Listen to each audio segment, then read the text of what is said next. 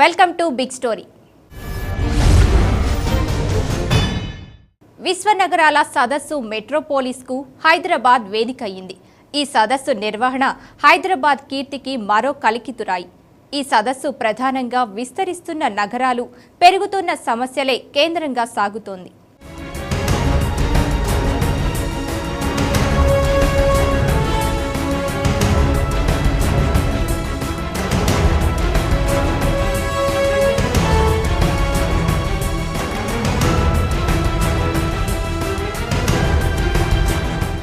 ప్రపంచవ్యాప్తంగా అన్ని దేశాలు ఎదుర్కొంటున్న సమస్య నగరీకరణ. పల్లె జనం సౌకర్యాల కోసం, అభివృద్ధిలో భాగస్వామ్యం కావడం కోసం, ఉపాధి కోసం నగరానికి వలసబాట పడుతున్నారు. పెరుగుతున్న జనాభా నగరాలను ముంచెత్తడంతో నగరాల్లో మౌలిక సదుపాయాల కల్పన సవాల్గా మారింది. ఈ సవాళ్లను అధిగమిస్తూ పలు అంతర్జాతీయ సమాజాలు ఎదుర్కొంటున్న మార్గాలను చర్చించేందుకు ఏర్పాటు చేసిన పరిష్కార వేదికే మెట్రోపోలిస్. మెట్రోపోలిస్ సదస్సు సందర్భంగా మన దేశం ఎదుర్కొంటున్న నగరీకరణ సమస్యపై ఇవాల్టి బిగ్ స్టోరీ.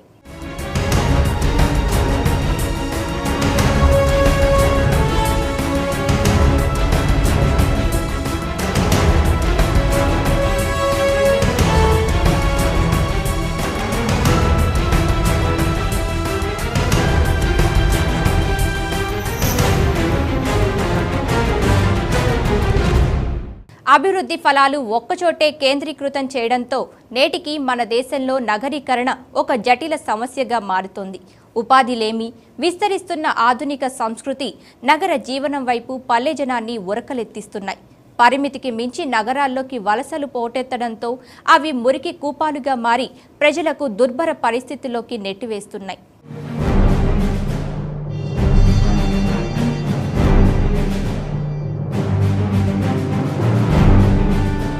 ప్రపంచం నగరాల వైపు చూస్తోంది. పట్టణాలే ప్రగతికి పట్టుగొమ్మలన్న అభిప్రాయం అటు ప్రజల్లోనూ పాలక వర్గాల్లోనూ బలపడింది. మరోవైపు భారతదేశంలో సుమారు 300 జనాభా పట్టణాలు, నగరాల్లోనే జీవిస్తున్నారు. 2031 నాటికి నగరాల జనాభా నిష్పత్తి దాదాపు సగానికి చేరుకుంటుందని నిపుణులు అంచనా వేస్తున్నారు. అంటే సగం ప్రపంచం నగరాల్లోనే నివాసం ఉండబోతోందని అర్థం.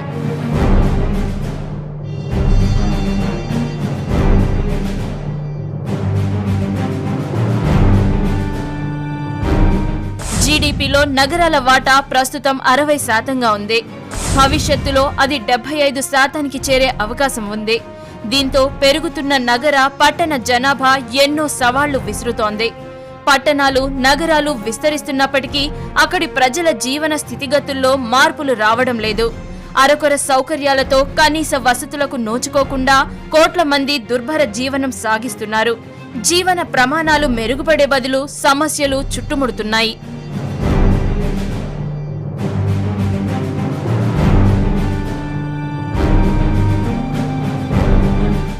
ఈ నేపథ్యంలో ఆసియా ఖండంలోనే తొలిసారిగా తెలంగాణ రాజధాని హైదరాబాద్లో జరుగుతున్న మెట్రోపోలిస్ సదస్సు నగరాల భవిష్యత్తు సవాళ్లను మన ముందుంచుతోంది.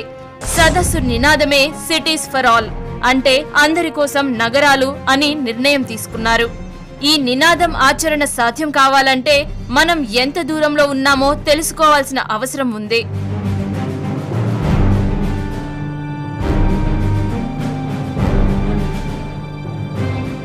భవిష్యత్తు సవాళ్లను దృష్టిలో పెట్టుకొని పెరుగుతున్న పట్టణ జనాభా అవసరాలు తీర్చడానికి సమగ్ర ప్రణాళికలు రూపొందించడం అవసరమని నిపుణులు సూచిస్తున్నారు.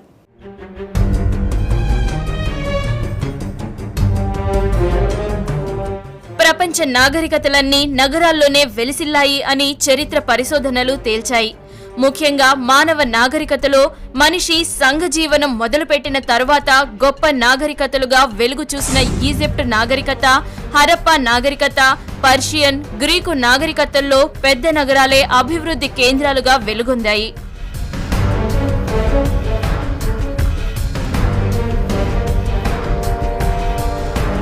అంతేకాదు, నాగరికతల్లో నగరాలే రాజ్యాలకు అధికార కేంద్రాలుగా ఉంటూ వచ్చాయి. ప్రాచీన కాలంలో గ్రీకు నాగరికతలో నగర సామ్రాజ్యాలు ఉండేవి. ప్రణాళికాబద్ధమైన నిర్మాణాలు, ప్రత్యేకమైన జీవనశైలి, సాంస్కృతిక కళా కేంద్రాలుగాను నగరాలు వెలుగొందిన చరిత్ర మనం చూస్తూనే ఉన్నాం.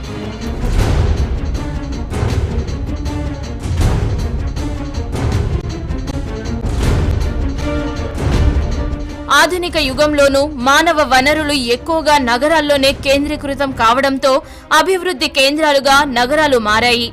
అయితే శాస్త్ర సమాచార సాంకేతిక యుగంలోనూ అభివృద్ధి వికేంద్రీకరణ జరపకుండా పాలకులు నిర్లక్ష్యం వహించడంతో నగరాలపై పెనుభారం పడింది. అందులో భాగంగానే నగరాలు మోయలేని జనాభా భారంతోనూ మౌలిక వసతుల కొరతతోనూ నెట్టుకుంటూ వస్తున్నాయి.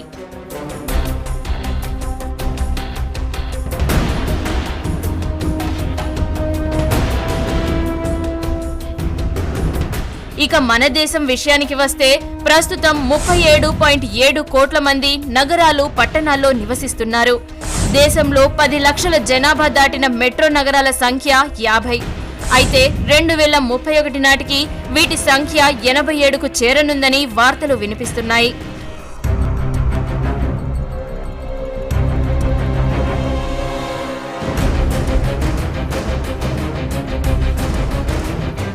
మరోవైపు స్మార్ట్ సిటీల నిర్మాణం వైపు అడుగులు పడుతున్నాయి. ఇదంతా బాగానే ఉన్నా నగరాల్లో పరిస్థితులు మాత్రం నరకాన్ని తలపిస్తున్నాయి. నగర జనాభాలో 25% మురికివాడల్లోనే నివసిస్తున్నారు. నగరాలు పట్టణాల్లో తాగునీరు, మురుగునీటి పారుదల, రహదారుల వంటి కనీస వసతులు కల్పించడంలో ప్రభుత్వాలు ఘోరంగా విఫలమయ్యాయి.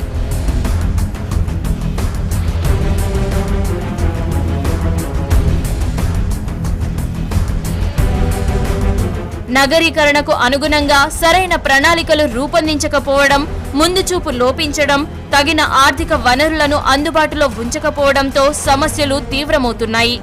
ప్రధానంగా నీరు, పారిశుద్ధ్యం, విద్యుత్, మంచి వాతావరణం, ప్రమాణాలతో కూడిన విద్య, వైద్య, ఆరోగ్య వసతులు, భద్రత వంటి కీలక అంశాలపై శ్రద్ధ చూపకపోవడంతో నగర పట్టణవాసుల బతుకు బేజారవుతోంది.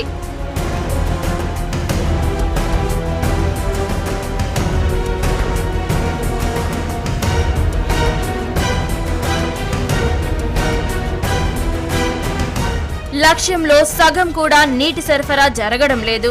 ఇక రవాణా 30% ఉంది. వాస్తవానికి కనీసం 50% అయినా ప్రజా రవాణా ఉండాలి. పూర్తి స్థాయిలో మురుగునీటి పారుదల వ్యవస్థ అవసరం. మన నగరాల్లో డ్రైనేజీ కవరేజీ 30% మాత్రమే. దీన్ని బట్టి మన నగరాలు ఎంత అధ్వాన్నమైన స్థితిలో ఉన్నాయో అర్థమవుతోంది.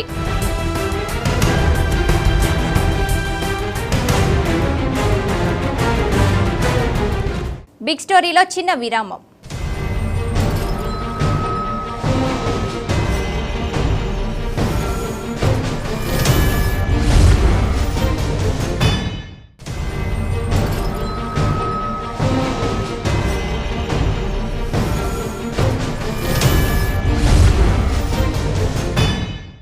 బిగ్ స్టోరీకి తిరిగి స్వాగతం.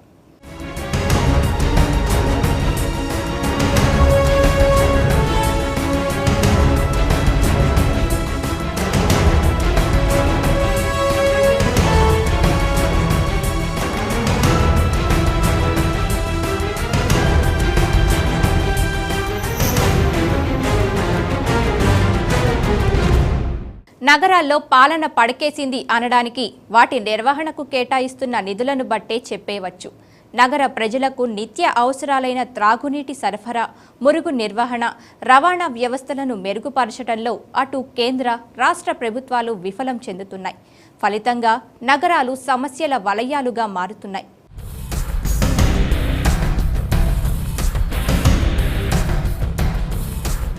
మన దేశంలో పట్టణాలు, నగరాల్లో అభివృద్ధికి, మౌలిక సదుపాయాల కల్పనకు చేస్తున్న వ్యయం ఇతర దేశాలతో పోలిస్తే చాలా తక్కువగా ఉంది. అది జీడీపీలో 0.5% మాత్రమే. మన దేశంలో నగరాలు, పట్టణాల్లో తలసరి సగటు వార్షిక వ్యయం $50. అందులో $17 మౌలిక సదుపాయాల కోసం వ్యయం చేస్తున్నారు. $33 నిర్వహణ వ్యయమే సరిపోతోంది. చైనాలో తలసరి సగటు వ్యయం $362, దక్షిణాఫ్రికాలో $508, ఇంగ్లాండ్లో $1772గా ఉంది.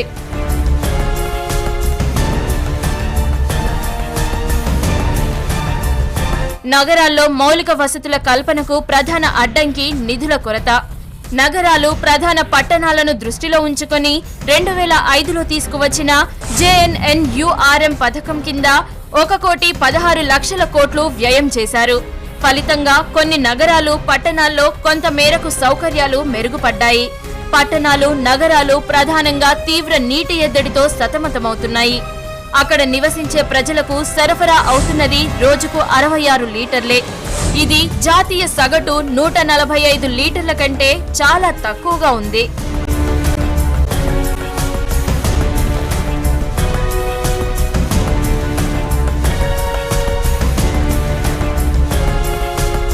ఇక మన విషయానికి వస్తే ఆంధ్రప్రదేశ్, తెలంగాణ రాష్ట్రాల్లో 100% భూగర్భ డ్రైనేజీ సౌకర్యం ఉన్న మున్సిపాలిటీ ఏ ఒక్కటి లేదు. పట్టణాల్లో 37% గృహాలకే డ్రైనేజీ సౌకర్యం ఉంది. నేటికి నగరాల్లో కాలువలే దిక్కు. నీటి శుద్ధి వ్యవస్థలను నెలకొల్పడంలోనూ మనది వెనుకంజే. విడుదలవుతున్న మురుగునీటిలో 10% అయినా శుద్ధి చేయడం లేదు. ఫలితంగా నగరాలు, పట్టణాలు కాలుష్య కాసారాలుగా మారుతున్నాయి.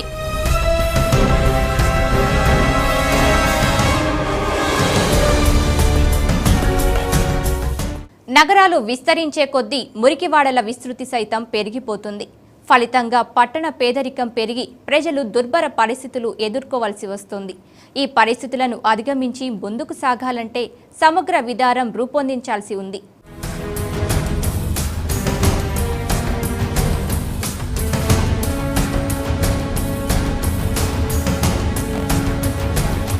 రాష్ట్రంలో మురికివాడలు లేకుండా చేసేస్తామని పాలకులు ఏళ్ల తరబడి ఊదరగొడుతున్నారు. ఆ దిశగా తీసుకుంటున్న చర్యలు మాత్రం శూన్యమే. మౌలిక సదుపాయాల కొరత కారణంగా పేదరికం విస్తరిస్తోంది. తాజా పట్టణ జనాభా లెక్కల ప్రకారం రాష్ట్రంలోని పట్టణాల్లో 86% కుటుంబాలకే ఇళ్ల వద్ద మురుగుదొడ్ల సదుపాయం ఉంది. పబ్లిక్ మరుగుదొడ్లు 2% కుటుంబాలకే అందుబాటులో ఉన్నాయి. 13% కుటుంబాలు మరుగుదొడ్ల సమస్యతో సతమతమవుతున్నారు. 7% కుటుంబాలు ఇళ్ల బయటే వంట చేసుకుంటున్నాయి. 18% ఇప్పటికీ వంట చెరుకుపైనే ఆధారపడుతున్నాయి.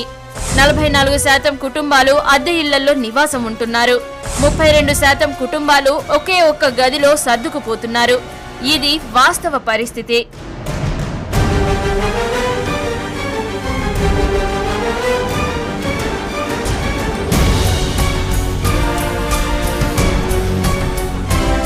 కనీస సదుపాయాలు కొరవడంతో మురికివాడల సంఖ్య బాగా పెరిగిపోతోంది. స్థానిక సంస్థలకు, సర్కారుకు మధ్య సమన్వయం కొరవడి కొన్నిసార్లు పథకాలు, వాటి నిధులు కొరగాకుండా పోతున్నాయి. పట్టణాల్లో గృహ నిర్మాణం ఇందుకో ఉదాహరణ. పట్టణాల్లో భూమి లభించడం లేదంటూ ఊరికి దూరంగా సదుపాయాలు లేని చోట ఇళ్లు నిర్మిస్తున్నారు. పట్టణాలను ఆధారంగా చేసుకుని ఉపాధి మార్గాలను అన్వేషించుకునే పేదవర్గాల ప్రజలు అక్కడకు వెళ్లి ఉండలేరు. అందువల్ల పట్టణ పరిధిలోనే భూములు సేకరించగలగాలి. విలువైన భూములు కబ్జాల పాలవుతున్నాయి. అధికారులు సైతం వారికి సహకరిస్తున్నారు. దీంతో పట్టణ పేదలకు నిలువ నీడ లేకుండా అయిపోతోంది. పట్టణీకరణ పెరిగిపోతున్నందున ఇకనైనా పాలకులు కళ్లు తెరిచి తొలుత భూములను కాపాడాల్సిన బాధ్యత ఉంది.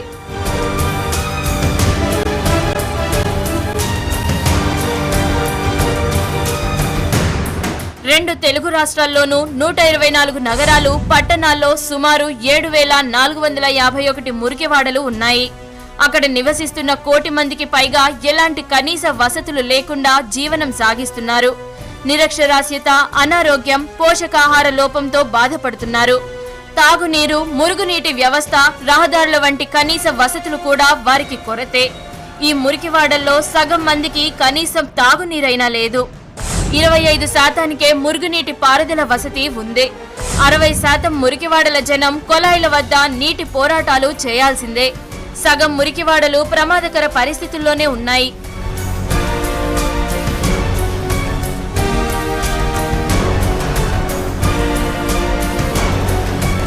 2014 నాటికి మురికివాడల్లోని వారందరికీ గౌరవంగా జీవించేలా నాణ్యతతో కూడిన కనీస వసతులు కల్పిస్తామని, నివాస ప్రాంతాలపై హక్కుతో పాటు పేదరిక నిర్మూలన, మెరుగైన జీవనం గడిపేందుకు అనువైన పరిస్థితులు ఏర్పరుస్తామని 2009లో ఉమ్మడి రాష్ట్రంలో నిర్ణయించారు. ఆ దిశలో ఒక్క అడుగు ముందుకు పడలేదు. దీన్ని బట్టి ప్రభుత్వాల చిత్తశుద్ధి ఏపాటితో అర్థం చేసుకోవచ్చు. మురికివాడల్లేని పట్టణాల కోసం తెచ్చిన రాజీవ్ ఆవాస్ యోజన లక్ష్య సాధనలో చతికిల పడిపోయింది.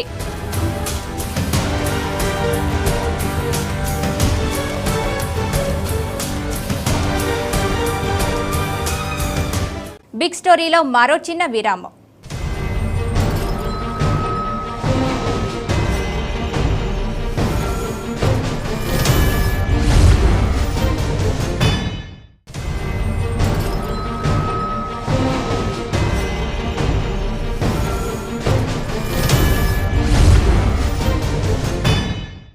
బిగ్ స్టోరీకి తిరిగి స్వాగతం.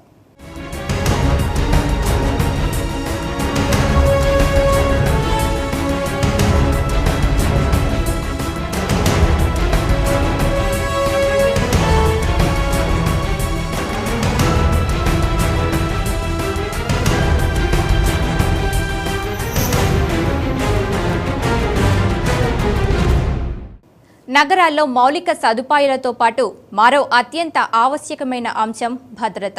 నగరాల్లో వ్యవస్థీకృత నేరాలకు నిలయాలుగా మారుతున్న నేపథ్యంలో నగరాలు భద్రత ప్రాధాన్యతపై ప్రభుత్వాలు దృష్టి సారించాల్సిన అవసరం ఉంది. లేని పక్షంలో శాంతి భద్రతలు అదుపు తప్పి సామాన్యుడి ప్రాణాలు గాల్లో పెట్టిన దీపాలుగా మారే ప్రమాదం ఉంది.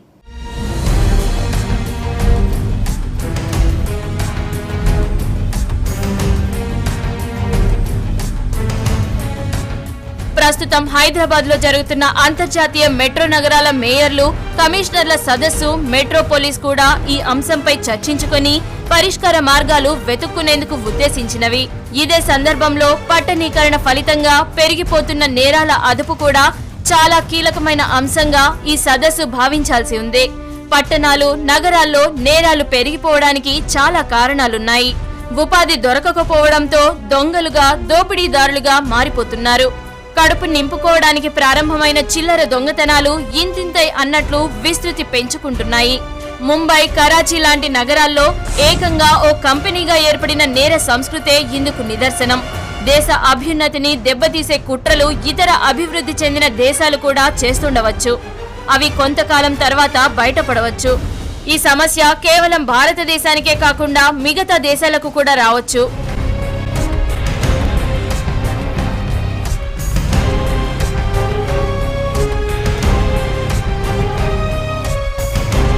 హైదరాబాద్ లో జరుగుతున్న మెట్రో పోలీస్ ఇప్పటికే గుర్తించిన పట్టణ ప్రాంతాల్లో మౌలిక సదుపాయాల కల్పన అనే అంశంతో పాటు పట్టణాల్లో పెరిగిపోతున్న నేర సంస్కృతిని నిరోధించే విషయంలో ఎక్కువ దృష్టి పెట్టే అవకాశం ఉంది. పట్టణాలు ఓ ప్రణాళిక లేకుండా అడ్డదిడ్డంగా తయారవుతున్నాయని ఐక్యరాజ్య సమితి కూడా ఆందోళన వ్యక్తం చేసింది. భవనాలు, రోడ్లు, బ్రిడ్జిలు, డ్రైనేజీలు, మంచినీరు, కరెంటు, రవాణా, ఇండ్లు లాంటి మౌలిక వసతులు కల్పించగానే సరిపోదు. రానున్న రోజుల్లో దేశం పట్టణాల్లోనే నివసిస్తుంది కాబట్టి కొత్తగా తయారయ్యే పట్టణాలు, నగరాలకు ఇప్పటి నుంచే ప్రణాళికలు సిద్ధం చేయాలి.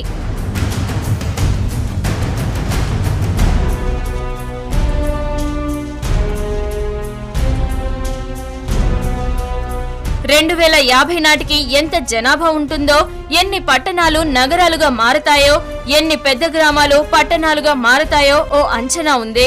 దాని ప్రకారం ప్రణాళికలు వేసుకుంటే నియంత్రణ కష్టం కాదు.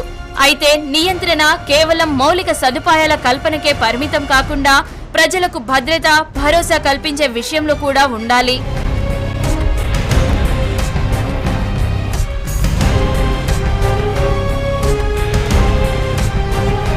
అంతేకాదు, పట్టణ రవాణాకు అత్యంత ప్రాధాన్యం ఇవ్వాలి. యువతలో నైపుణ్యం పెంపొందించాలి. ఉన్నత విద్య, ఉపాధి అవకాశాలు మెరుగుపరచాలి. భూ వినియోగం, పట్టణ ప్రణాళిక, నగర ప్రణాళికలను రూపొందించుకోవాలి. మురికివాడల అభివృద్ధికి, తక్కువ ఆదాయ వర్గాల ఇళ్ల నిర్మాణానికి పెద్దపీట వేయాలి. సేవా రంగంలో సంస్కరణలు తీసుకువచ్చి, పన్నుల విధానంలో సంస్కరణలు తెచ్చి పట్టణ, నగర పాలక సంస్థలకు న్యాయబద్ధమైన వాటా ఉండేలా చూడాలి. అప్పుడే నగరాలు సమగ్రాభివృద్ధికి వేదికలు అవుతాయి, సుఖ సంతోషాలతో తులతూగుతాయి.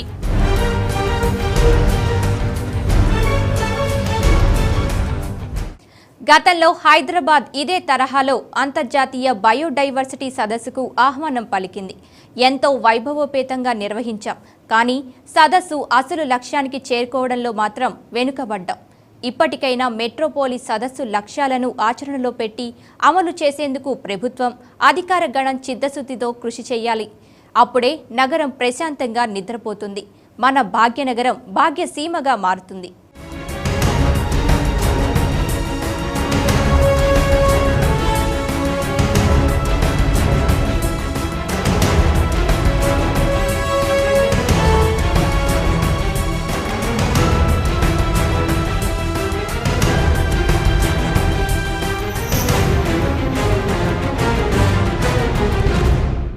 ఇది ఇవాల్టి బిగ్ స్టోరీ. మరో అంశంతో మళ్ళీ కలుద్దాం.